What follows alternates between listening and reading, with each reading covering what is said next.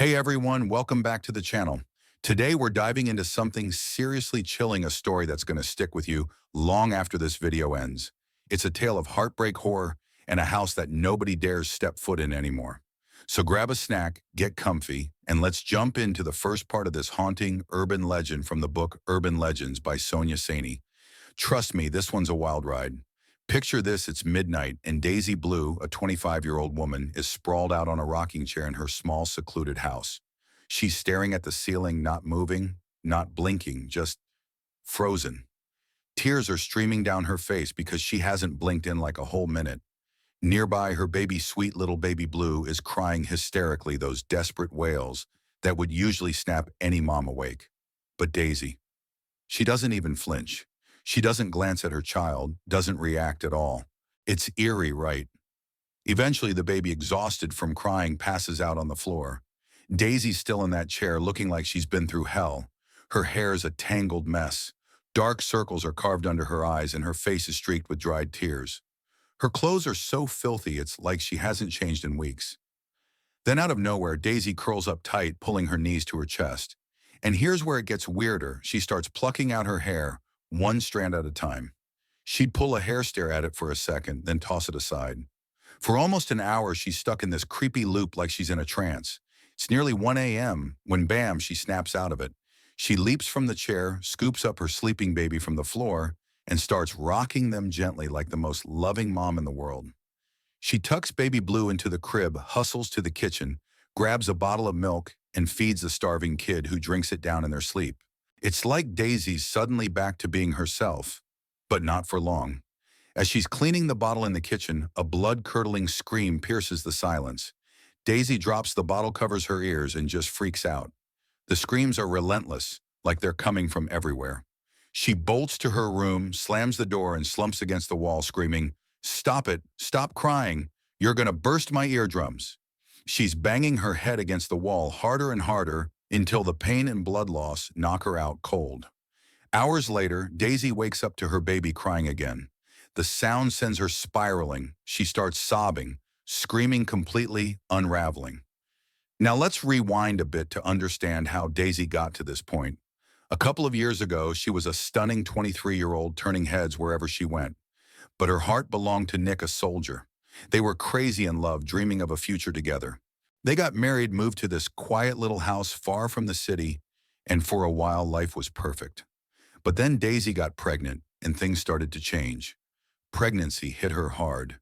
The Daisy who used to light up a room with her smile, she stopped smiling. Her eyes turned yellow, dark circles took over, and she looked drained, like the life was sucked out of her. Before she could get a handle on her health, Nick got called to the border for duty. Daisy begged him to stay, saying, "Nick, please don't leave me. I can't do this alone. Our baby's coming." But Nick, ever the dutiful soldier, reassured her, "I'll be back soon, Day. You've got this. Take care of yourself and our baby. Don't forget your medicine." And just like that, he was gone, leaving Daisy to face her struggles alone. After Nick left, Daisy's condition got worse. Some days she wouldn't leave the house, wouldn't talk to anyone, barely ate. She'd just sit there staring at the door, waiting for Nick to walk through it. Then baby Blue was born, and you'd think that'd bring her some joy, right? But it didn't. Sometimes Daisy was the most devoted mom, holding her baby close.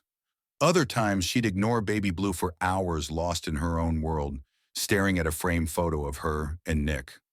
One day there's a knock at the door. It's a postman with a letter. Daisy opens it, and her whole world shatters. The letter says Nick died at the border. For days she clutches that letter, crying nonstop. The hope of Nick coming home was the only thing keeping her going, and now it's gone. Her mental state crumbles. She starts hearing terrifying screams in the house at night, keeping her awake, pushing her further from reality. Fast forward to a night past midnight. Daisy hasn't slept in days. She's in her room, scribbling weird drawings on the walls with a pencil. Baby Blue starts crying, and for a long time Daisy just listens. Then something snaps. She smashes her and Nick's wedding photo on the floor and screams like she's possessed. The baby's wails get louder, and Daisy, she grabs a shard of glass from the broken frame and walks toward her child. What happens next is unthinkable. She slashes baby Blue over and over until the baby's covered in blood and stops moving, dead from blood loss. Daisy, in some twisted moment, starts laughing maniacally. But when she calms down and sees her baby's lifeless body, the horror hits her. She clutches the body, sobbing for hours. The weight of losing Nick and now killing her own child, it's too much. Daisy takes that same blood-soaked glass shard, slits her throat and wrists, and dies right there next to her baby. Now let's shift gears. Meet Divya, a huge horror story fan. Her friend Neelakshi just recommended Urban Legends by Sonia Saini, and Divya's hooked on the first story. But this one's different. It's unsettling. She thinks I've read tons of horror, but this, a mom killing her kid, it's chilling. Part of me wants to stop, but I gotta know what happens next. So she keeps reading. That's where we're gonna pause for now, guys. This story's already intense, and it's only gonna get creepier. If you're loving this so far, smash that like button, hit subscribe, and let me know in the comments what you think about Daisy's story. Is it tragic, terrifying, or both? Stay tuned for part 2, where we'll dig deeper into the aftermath and the spooky stuff that comes next. See you soon. Hey, what's up, everyone? Welcome back to the channel. We're diving right back into this bone-chilling urban legend from Urban Legends by Sonia Saini. If you missed part 1, hit pause and go check it out, because things are about to get even wilder. Last time we left off with the tragic and horrifying story of Daisy Blue and her baby Blue and the unthinkable events that went down in their secluded house. Now let's pick up where we left off and see what happens next. Grab your blanket, maybe keep the lights on, and let's get into part 2. So after the devastating events, Daisy and baby Blue's bodies stayed in that house for days. Nobody knew what had happened until a foul smell started creeping out, alerting the neighbors. When they finally checked it out, they were met with a scene straight out of a nightmare. The whole town was shaken and word spread fast.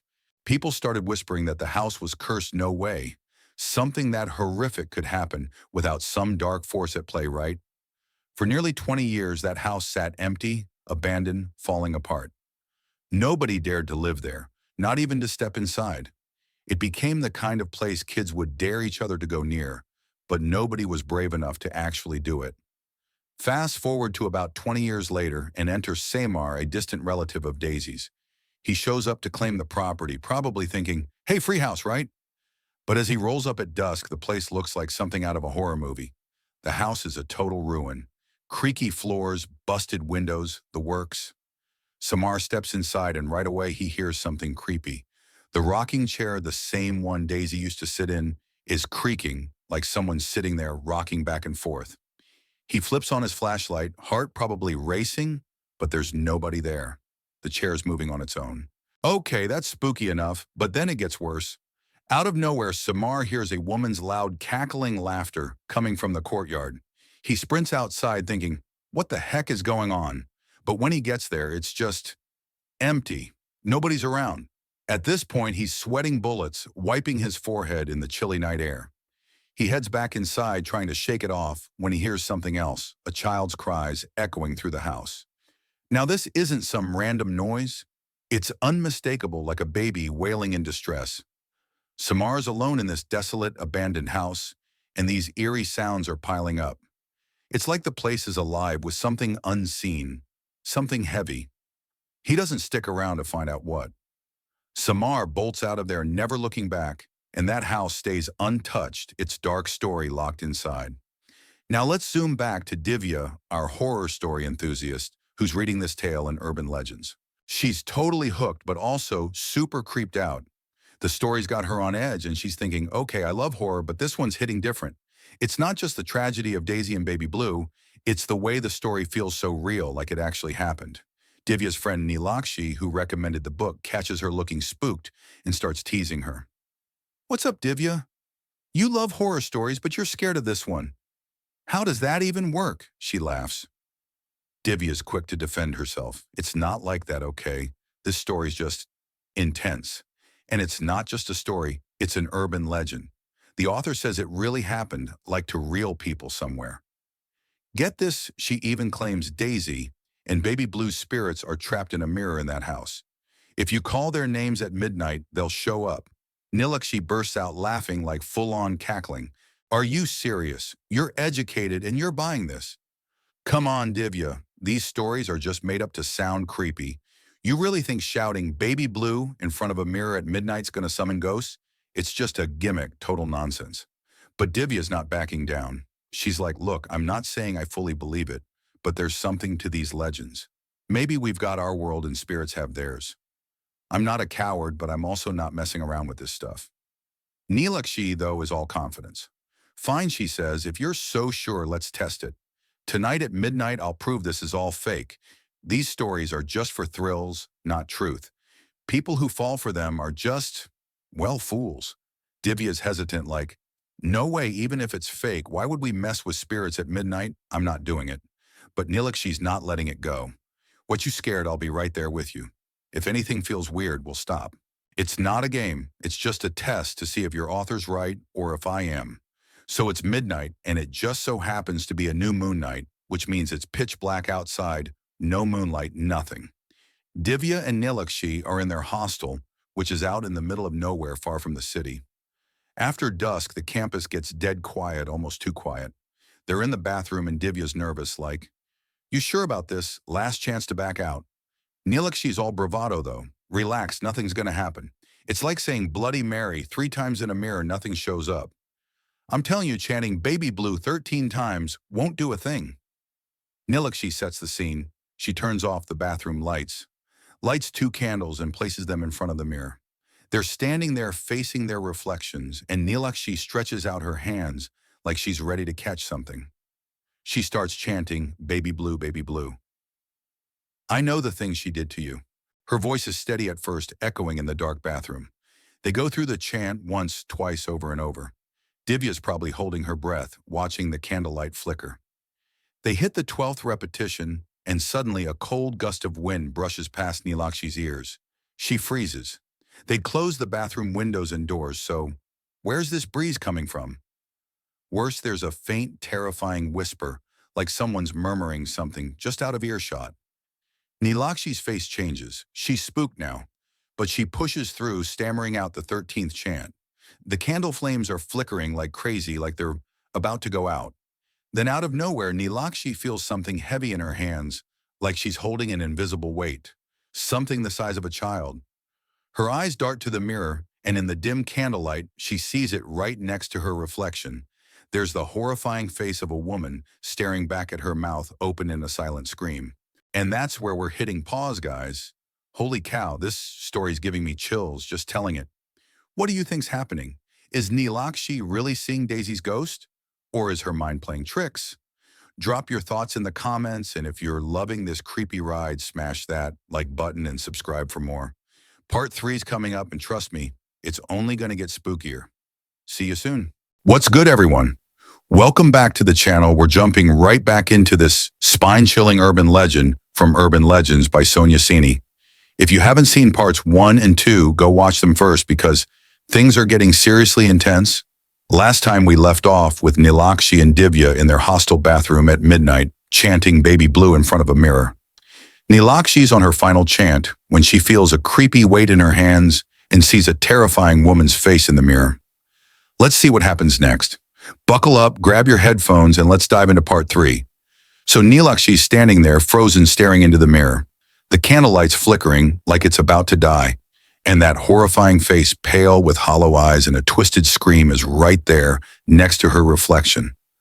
Her hands feel heavy like she's holding something invisible, something small and cold. Divya, who's been nervously watching the whole time, sees Nilakshi's face go white and whispers, Nilakshi, you okay? What's wrong? But Nilakshi can't even answer. She's trembling, her eyes locked on the mirror. The woman's face starts to warp like it's melting, and then boom, the candles go out. Total darkness. Divya screams, and Nilakshi finally snaps out of it, dropping her hands like she's throwing something off. They're both freaking out, stumbling in the pitch-black bathroom, trying to find the light switch. Divya's yelling, I told you this was a bad idea. Why didn't you listen? Nilakshi, still shaken, manages to flip the light on, and they're both panting, staring at the mirror. It's just normal now. No creepy face, no weird vibes, just their own terrified reflections. But the air feels heavy, like something's still lingering. Nilakshi tries to play it cool, saying, it was nothing, okay. Just the wind, or my imagination. Let's just go to bed. But Divya's not having it. Nothing, you looked like you saw a ghost. And what was that weight you felt? I saw your arms shake. Nilakshi brushes it off, but deep down she's rattled. They blow out the candles, clean up, and head back to their room. But neither of them can shake the feeling that something followed them out of that bathroom. The next morning, things feel off. Divya wakes up to find her copy of Urban Legends open on her desk, flipped to the Daisy Blue story, even though she's sure she closed it before bed. Nilakshi, meanwhile, is acting weird, jumpy, quieter than usual. Over breakfast, Divya tries to bring it up. Hey, you sure you're okay after last night? That was intense. Nilakshi snaps. I said it was nothing, Divya. Drop it. But Divya notices Nilakshi keeps rubbing her arms like she's trying to shake off a chill that won't go away. That night, things take a darker turn. Divya's fast asleep when she's woken up by a faint sound like a child's cry. She sits up, heart pounding, and realizes it's coming from Nilakshi's bed. Nilakshi's thrashing in her sleep, muttering, Baby Blue, I'm sorry. I didn't mean to. Divya shakes her awake, and Nilakshi bolts upright, gasping, her face drenched in sweat. What was that? Divya asks, freaking out. Nilakshi's eyes are wide, and she whispers, I saw her. Daisy. She was holding the baby, screaming at me, saying I shouldn't have called them. Divya's like, okay, this is too much. We need to stop messing with this story. But Nilakshi, stubborn as ever, shakes her head. No, it's just a dream. I'm stressed, that's all. The book's getting in my head. But Divya's not so sure. She starts noticing little things around their room, like the mirror on their dresser fogging up for no reason, or faint scratches on the walls that weren't there before. She's starting to wonder if they accidentally stirred something up that night in the bathroom. A few days later, Divya decides to dig deeper into the Daisy Blue legend. She's curious but also freaked out, so she hops online to see if there's any truth to it. She finds a few sketchy forums where people claim the story's real, saying the house still stands somewhere in a remote town, abandoned and cursed. One user even posted about a mirror in the house that's supposedly haunted, trapping Daisy and Baby Blue spirits. The post says if you chant their names 13 times at midnight, you'll summon them, but it comes with a warning. Don't do it unless you're ready to face them. Divya's stomach drops. That's exactly what they did. She shows the post to Nilakshi, who rolls her eyes but looks uneasy. It's just people making stuff up for clout, Nilakshi says, but her voice isn't as confident as before. Divya pushes back. What if it's not? What if we actually called something? You felt that weight, Nilakshi. You saw something in the mirror. Nilakshi snaps, enough. I'm done with this. No more ghost talk. But that night, Divya catches Nilakshi staring at the mirror in their room, like she's searching for something or someone. Things keep escalating.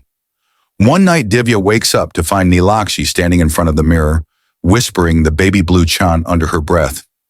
Divya's like, what are you doing? And pulls her away, but Nilakshi's in a daze, muttering, she won't leave me alone. She keeps screaming. Divya's terrified, now realizing this isn't just a story anymore. She grabs the Urban Legends book and shoves it in a drawer, hoping that'll break whatever hold it has on them. But the creepy stuff doesn't stop. The next day, Divya notices Nilakshi's acting even stranger. She's barely eating, keeps zoning out, and has these weird scratches on her arms. When Divya asks about them, Nilakshi brushes it off, saying she must have scratched herself in her sleep. But Divya's not buying it. She's starting to think Daisy's spirit or something worse is latching onto Nilakshi. Desperate, Divya calls a friend who's into paranormal stuff and explains everything. The friend's like, you guys messed with something serious. Mirrors are like portals in some legends. You need to cleanse the space salt candles, the works, and stop saying their names. Divya tries to convince Nilakshi to do the cleansing, but Nilakshi's too far gone. That night, Divya wakes up to a chilling sound. Nilakshi's laughing, but it's not her laugh. It's loud, unhinged, like the laughter Samar heard in the courtyard. Divya turns on the light and sees Nilakshi standing by the mirror, her hands outstretched like she's holding something. In the reflection, Divya swears she sees a faint outline of a woman holding a child staring right at them. And that's where we're hitting the brakes for now, guys. This story's getting crazier by the second. Is Nilakshi being haunted, or is it all in her head? What's up with that mirror? Drop your theories in the comments, and if you're as creeped out as I am, smash that like button and subscribe for more. Part 4 is coming, and it's going to be wild. See you soon.